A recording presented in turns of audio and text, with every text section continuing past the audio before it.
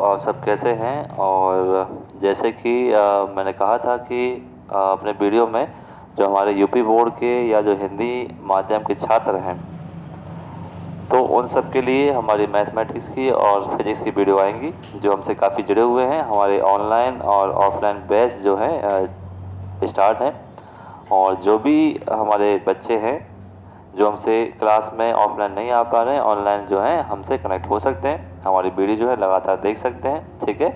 और अपने UP board के दोस्तों तक जो है अपने पहुंचा सकते हैं हमारी वीडियो, ठीक है।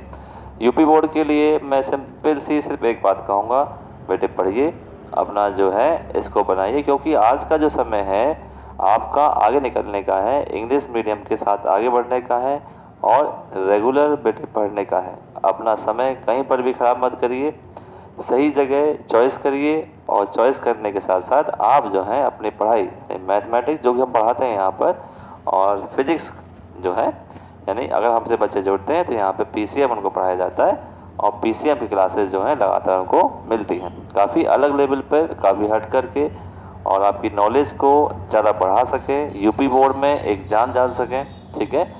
ज़बरदस्त उनको हम अपनी तैयारी दे सकें इस माध्यम से, और इस उद्देश्य से हम लोग जो है तैयारी पे आ रहे हैं। इसलिए हम लोग जो है इस यूट्यूब पे प्लेटफॉर्म पे आए हमारी कोचिंग से, ठीक है। तो जो भी हमारे छात्र हैं, ठीक है, प्यारे बच्चों, नंबर में लिखा हुआ है और नंबर देखिएगा और हमसे कांटेक्ट कर सकते हैं। बहुत जेनुअल फीस में हम ऑफलाइन फीस लेते हैं, बहुत जेनुअल, क्योंकि हमारा टारगेट यहाँ पे आप लोगों को पढ़ाने का है, ठीक है। यहाँ हमारी मुहिम है कि यूपी बोर्ड के बच्चों को पढ़ाना है और उनको इंटेलिजेंट बनाना है पीसीएम में, ठीक है, जो कि हम पढ़ाते हैं। तो धीरे धीरे आपको वीडियो मिलेंगी सभी, और सभी जो एग्ज़ाम दे रहे हैं प्यारे बच्चों, 10th के एग्ज़ाम दिए हैं इन्होंने, तो अभी 11th की पढ़ाई जो है आप स्टार्ट करिए, हमारे साथ जुड़िए, ठीक है।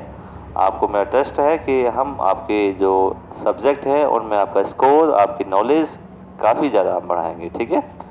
और ऐसा नहीं एनसीईआरटी, हम एक अच्छे कॉन्सेप्ट से आपको बताएंगे, ठीक है।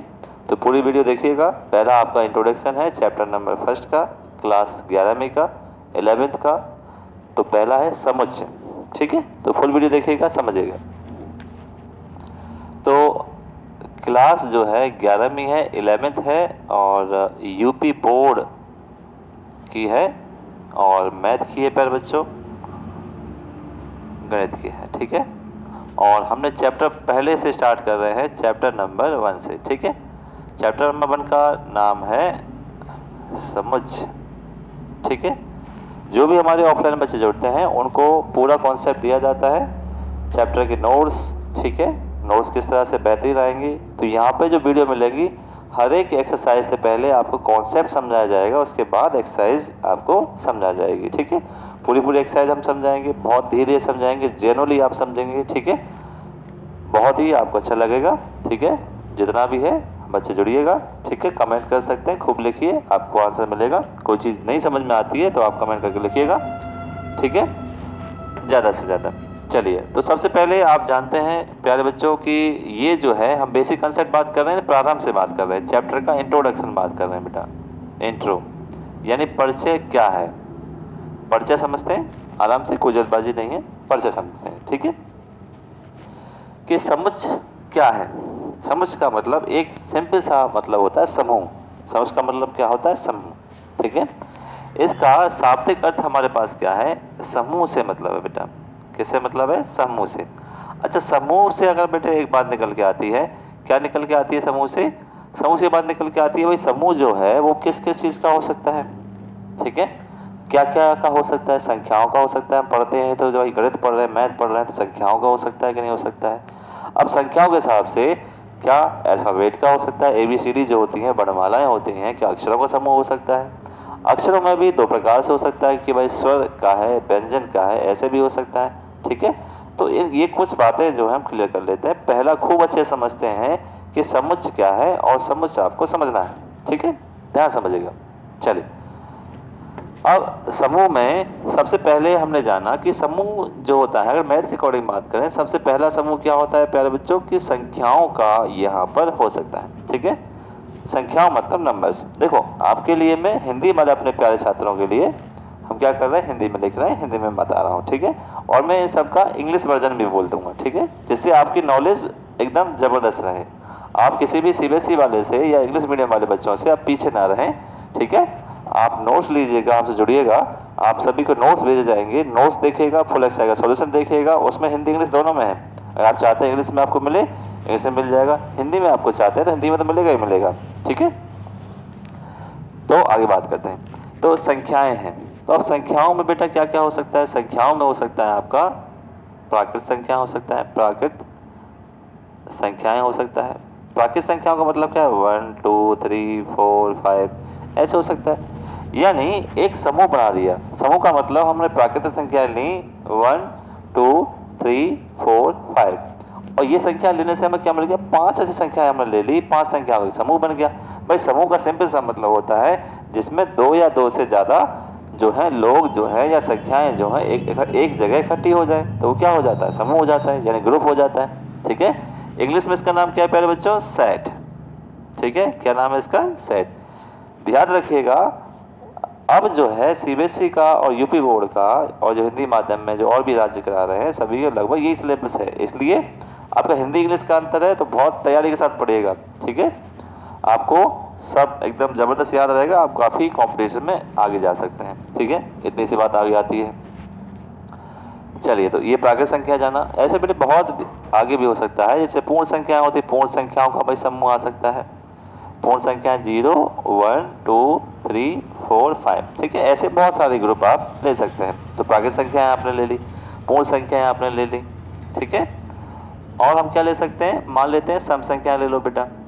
क्या ले ली हमने? सम संख्या ले ली, यानी ये नेचुरल नंबर, ये होल नंबर, ये बिल नंबर, सम संख्याओं को बोलते हैं। 2 4 6 8 10 ऐसे करके हम ले सकते हैं, ठीक है। इतनी सी बात समझ में आई। जितने भी प्रकार की संख्याएं होती हैं सभी इसमें आ सकती है, चाहे परमेय संख्या हो बेटा, परमेय संख्या हो तो भी आपकी इसमें आ सकती है, परमेय संख्या भी ये आ सकती है। इसके अलावा पूर्णांक बचती है तो बेटा पूर्णांक भी आ सकता है, ठीक है। पूर्णांक संख्याएं भी आ सकती है। 0 होता है, +-1 होता है, +-2 होता है, यानी संख्याओं में जितने भी प्रकार की संख्याएं होती हैं सभी जो है क्या बन सकती है? सभी का समूह बन सकता है। जब समूह बन सकता है तो वो क्या कहलाएगा? वो समुच्चय कहलाएगा। पहले हमने ये समझा है कि समुच्चय क्या है, ठीक है। तो समुच्चय में पहला हमने क्या समझा? भाई संख्याएं हो सकती हैं कि नहीं हो सकती है? बिल्कुल हो सकती है। सभी संख्याओं का हमने नाम पढ़ा है, सभी संख्याओं का ग्रुप बन सकता है, और जब ग्रुप बन सकता है तो हम जानते हैं कि ये समूह है, और जब समूह है तो क्या हो सकता है? समुच्चय है। इतनी सी बात यहाँ पर है, ठीक है। उसके बाद दूसरा क्या है कि क्या वर्णमाला में बन सकता है? नहीं बन सकता है। वर्णमाला का मतलब है कि क्या अक्षरों का समूह बन सकता है या नहीं बन सकता है, तो ये भी देख लेते हैं। जब अक्षर समूह बनता है तो इसका क्या अक्षरों में 2 चीज़ें आ सकती है, या तो स्वर आ सकता है या व्यंजन आ सकता है, ठीक है। स्वर का मतलब ए ई आई ओ यू बन सकता है। इसके अलावा बाकी जो बचते हैं वो सब इसमें आ जाते हैं, बाकी के 21 इसमें आ जाते हैं, ठीक है। तो अगर इनका भाई समूह बन सकता है, समूह किसका है भाई? स्वर का है, ठीक है। और अगर ये समूह बनता है, ये क्या बनता है? समूह बनता है। और समूह क्या है? एकदम सही बात है, एक सेंस में है, इसका कोई अर्थ है। और जब सभी समूह का अर्थ होता है तो वो भी समुच्चय होता है, यानी समूह बन गया तो इसका मतलब क्या हो गया? वो समुच्चय ही बन गया। अब इसमें परिभाषा से क्या समझ में आता है कि परिभाषा में क्या लिखनी होगी? इन 2 बातों से परिभाषा आपकी थोड़ी सी क्लियर हो गई। क्या क्लियर हुई? पहली बात तो ये है कि आपके पास क्या होगा? एक समूह होना चाहिए। क्या होना चाहिए? समूह होना चाहिए। और समूह बेटा पहला क्या हो सकता है? पहला ये हो सकता है कि संख्याएं आ सकती हैं, और दूसरा क्या आ सकता है? आपकी वर्णमाला यानी अक्षरों का समूह आ सकता है। वर्णमाला का आ सकता है यानी अक्षरों का आ सकता है। और इनका कोई क्या होना चाहिए? इनका सही अर्थ होना चाहिए। सही अर्थ का मतलब है कि ऐसा नहीं होना चाहिए इसमें से ए ले लिया, कोई के ले लिया और जेड ले लिया, इसका कोई समूह नहीं। इसका मतलब ये अर्थ सही नहीं है। अर्थ क्या है कि स्वरों का समूह होना चाहिए, व्यंजन का होना चाहिए, ये सही अर्थ है। और जब ऐसे समूह का सही अर्थ होता है जिसका कोई मीनिंग है तो उसको हम क्या कहते हैं? समुच्चय कहते हैं। यानी ऐसा समूह जिसका कोई अर्थ हो, ठीक है, बहुत सारे ग्रुप में हो, तो उसको हम क्या कहेंगे? समुच्चय कहेंगे। ये 2 बातें क्लियर होती है संख्याओं पे और वर्णमाला के आधार पर, ठीक है। इसके अलावा अब क्या बन सकता है? इसके अलावा अब आपको देखना है अपने बुक के हिसाब से कि पहला क्या बन सकता है। पहला आपका बनता है समझिए। इसके आधार पर अब समूह क्या हो सकते हैं, अब हम अपनी मर्जी से बनाते हैं समूह। समूह हमने बनाया कि भाई पहला समूह बना दिया कि हमारे पास क्या है, महीनों के नाम हैं, वर्ष के जो महीने होते हैं, ठीक है, महीनों के नाम यहाँ पे हम देख रहे हैं कि यह क्या बन सकते हैं क्या नहीं बन सकते हैं। बिल्कुल बन सकता है, ठीक है। नेम ऑफ मंथ जो है बिल्कुल बन सकता है। कितने होते हैं, 12 होते हैं। 12 के नाम डाल सकते हैं आप। जनवरी हो सकता है, फरवरी हो सकता है, ऐसे ही मार्च हो सकता है, और क्या हो सकता है, यहाँ से आगे दिसंबर तक ये जा सकता है। यानी अपने आप में क्या है, ये समूह है, क्योंकि 2 या 2 से ज़्यादा एलिमेंट इसमें है, अवयव है, तो इन सभी को समूह। एक अर्थ में भी है, ये समुच्चय है, जिसका है महीने के नाम का, ठीक है। इसी प्रकार हुआ के नाम सकते हैं, के होते हैं, के नाम हो सकते हैं। ये भी क्या हो सकता है, एक सही अर्थ में है, और ये भी क्या कहलाएगा, समुच्चय कहलाएगा। इससे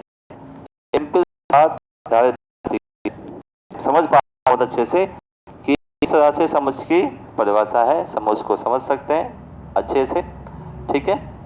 ये हमने समझा। अच्छा चलिए और हम बात करते हैं समुच्चय के बारे में। तो समुच्चय में, ठीक है, हम किसी के नाम ले लिए, प्रश्नों की संख्या, प्रश्नों का समूह जो आपकी बुक में दे रखा, बन सकता है, बिल्कुल बन सकता है। जो प्रश्न है हमारी बुक में, कहीं पर भी किसी बुक में होते हैं, मैथ की वाले में सभी प्रश्न बन रहे हैं। इसका मतलब क्या है कि आप जो है इसमें ये जो है बना सकते हैं, समुच्चय बन सकता है। तो पहला हमने अच्छे से जान लिया, यानी किसी का नाम भी बना सकते हैं भाई, आपके फैमिली वालों के नाम आ सकते हैं, जो भी आपने नाम लिए हैं, ठीक है, राम है, सीता है, लक्ष्मण है, ये सारे जो नाम आप लेंगे ETC, तो नाम को लेकर भी क्या बना सकते हैं, समुच्चय बना सकते हैं, ठीक है। यानी कोई भी ऐसे नाम जिसमें कोई अपने आप में संबंध जुड़ रहा हो, या कोई भी ऐसा आप जो समुच्चय बनाना चाह रहे हैं, समूह बनाना चाह रहे हैं, जिसका अपने आप में कोई अर्थ होता है, तो वो होता है समुच्चय, ठीक है। तो पहली बात आपने जानी, समुच्चय की परिभाषा आपने समझ ली है, ठीक है। अब तक आपके माइंड में आ गया होगा कि समुच्चय क्या है, ठीक है। और समुच्चय क्या नहीं होता है, सभी में हमने देखा कि समुच्चय जो है वही नहीं हो सकता है कि जिसमें ग्रुप तो बने, समूह बन रहा है आपका, और समूह के साथ साथ उसका सही सेंस ना हो, यानी उसका कोई मायने ना हो, कोई अर्थ ना हो, ठीक है। और जिस चीज़ का एक समूह ग्रुप बनाया गया, समूह बनाया गया, जिसका कोई अर्थ नहीं आ रहा हो, सही अर्थ नहीं आ रहा हो, ठीक है। जैसे हमने क्या बनाया भाई, हमने एक ऐसा समूह बनाया, तो एक तो हमने लिख दिया, व्यक्ति का नाम लिख दिया, राम लिख दिया, ठीक है। और हमने क्या लिख दिया, एक चेयर लिख दिया भाई, कुर्सी लिख दी। फिर हमने कुछ और लिख दिया, किसी पक्षी का नाम लिख दिया, बतख लिख दिया, फिर हमने सांप लिख दिया। तो इसका मतलब क्या है, कोई ग्रुप नहीं है, ये समूह ऐसा संभव है ही नहीं, इसका कोई अर्थ नहीं है। क्या अर्थ है इसका, कोई अर्थ नहीं है। यही अर्थ जो है संख्याओं में भी हो सकता है, यही अर्थ वर्णमाला में हो सकता है, वर्णमाला के अक्षरों के साथ भी हो सकता है। तो ये आपको ध्यान रखना है, ठीक है। मेन बात थी समझ क्या होता है, नई बात है आपके लिए, 10th क्लास के बाद जान रहे हैं, ठीक है। तो ये है समूह। अब दूसरी बात जानते हैं कि अवयव क्या है। अवयव को बोला जाता है एलिमेंट, ठीक है। तो हमने अभी जाना था कि हम समूह पहले बनाते हैं, समूह, और समूह में जो भी सदस्य होते हैं, जो भी सदस्य आते हैं, उनको हम क्या कहते हैं, अवयव कहते हैं, ठीक है। क्या कहते हैं, अवयव। यानी हमने अभी एक प्राकृतिक संख्याओं का समूह बनाया, 5 प्राकृतिक संख्याएं ली हमने, इनका एक समूह बना दिया, और जब समूह बना दिया तो ये क्या कहलाएंगे, ये सभी अवयव कहलाएंगे। यानी इस समूह के सदस्य 1 2 3 4 5 हैं, और सदस्यों को हम नाम देते हैं क्या, अवयव कहा जाता है, ठीक है। यानी क्या कहा जाता है, अवयव कहा जाता है। ये आपको ध्यान रखना है बहुत अच्छे से, ठीक है। अब ये जो अवयव होते हैं, इनको हमेशा जो प्रदर्शित किया जाता है, जो वर्णमाला के छोटे अक्षर होते हैं, वर्णमाला के छोटे अक्षरों से किया जाता है, अक्षरों से किया जाता है,